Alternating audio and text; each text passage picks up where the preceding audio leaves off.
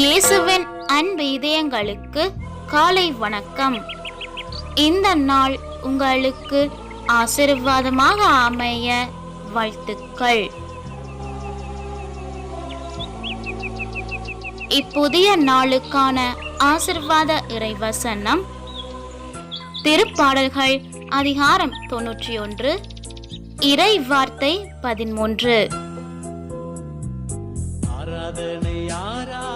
சிங்கத்தின் மீதும் பாம்பின் மீதும் நீர் நடந்து செல்வீர், இளஞ்சிங்கத்தின் மீதும் விரியன் பாம்பின் மீதும் நீர் மிதித்து செல்வீர். அதிசயமே